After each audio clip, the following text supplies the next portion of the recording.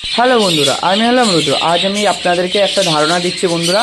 আজ আমি আপনাদেরকে বোঝাবো যে কলোনি করে পাখি বেশি পরিমাণে পাওয়া যাবে, না ডিম বাচ্চা বেশি পাবো, না এরকম খাঁচাতে আমি সেটআপের মধ্যে পাখি পুষলে সেখান থেকে আমি বেশি পরিমাণে আপনার ডিম বাচ্চা পাবো। চলুন তাহলে আমি দুটোরই একটু সম্পর্কে আপনাদেরকে জানাই।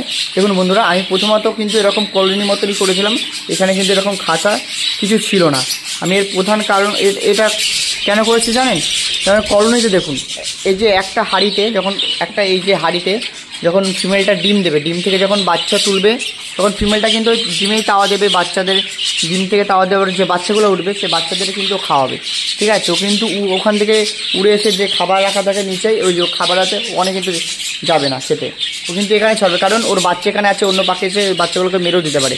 এর জন্য ও এই ভয়ের জন্য কিন্তু খেতে যায় না মেনলি, ঠিক আছে? ও কিন্তু বাচ্চা আর ফিমেলগুলো কী করে, খাবার ওখানে খেয়ে এসে প্রথমে ফিমেলকে খাওয়াবে, ফিমেল সে খাবারগুলোকে আবার বাচ্চাদেরকে খাওয়াবে।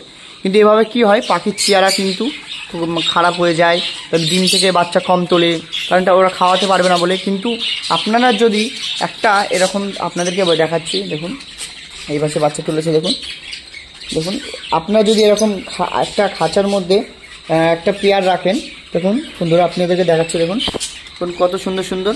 দেখুন আমি এখানে খাবার রেখে দিয়েছি।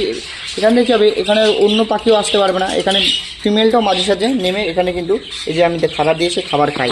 আর দেখুন বাচ্চাগুলো চেয়ারা দেখুন বন্ধুরা, দেখুন 1 2 3 4 5টা বন্ধুরা, 5খানা বাচ্চা দিয়েছে।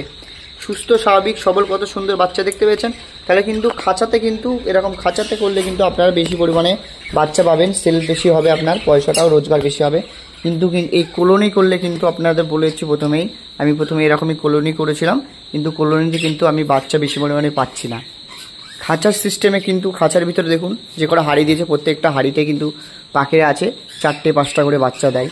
আর বন্ধুরা বলে রাখি, সব থেকে নর্মাল বদ্রি পাখি বেশি বাচ্চা তোলে, এরও ভিডিও নিয়ে আসবো। কোন বদ্রি পাখি বেশি বাচ্চা দেয়, কোন বদ্রি পাখি কম বাচ্চা দেয়, এরও ভিডিও আপনাদের সামনে আমি নিয়ে আসবো। তাহলে বন্ধুরা আপনারা বুঝতে পারলেন, কলোনি কিন্তু করলে সেখানে কিন্তু পাখিরা কিন্তু বাচ্চা বেশি তুলতে পারবে না। আর না তোলা একটাই প্রধান কারণ ফিমেলরা কিন্তু বেরিয়ে খেতে পারে না, তার জন্যই ওরা যতই বাচ্চা তুলুক সে বাচ্চা কিন্তু ওরা বাঁচাতে পারে না। 2 থেকে 3টে বাচ্চা ওরা তুলতে পারবে কলোনি করলে।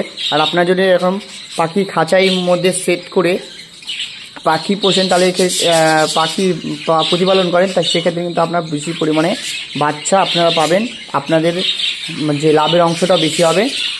আর এটাই কথা। আর কলোনিতে একটু খাটতে কম হয়, কিন্তু খাঁচার যে সিস্টেমে আপনাকে একটু প্রত্যেকটা বাড়িতে খাবার দিতে হবে, একটু খাটনি আছে, কিন্তু খাটনি হলো কিন্তু আপনারা একটু বেশি পরিমাণে মূল্য পেয়ে যাবেন, আর ভালো বাচ্চা পাবেন, হেলদি বাচ্চা হবে। কিন্তু এর ক্ষেত্রে কলোনির ক্ষেত্রে কিছুটা কম পাবেন। তাহলে বন্ধুরা মোটামুটি একটা সাধারণ ধারণা আপনাদের দিয়েছি। এই সমস্ত বিষয় নিয়ে আরও যদি আলোচনা করতে হয়, অবশ্যই আমি আপনাদের সামনে আবারও ভিডিও নিয়ে আসবো। তাহলে বন্ধুরা আজ এখানে শেষ করছি, আবারও দেখাচ্ছে নেক্সট ভিডিওতে। সুস্থ থাকুন, ভালো থাকুন, আবারও দেখা হচ্ছে।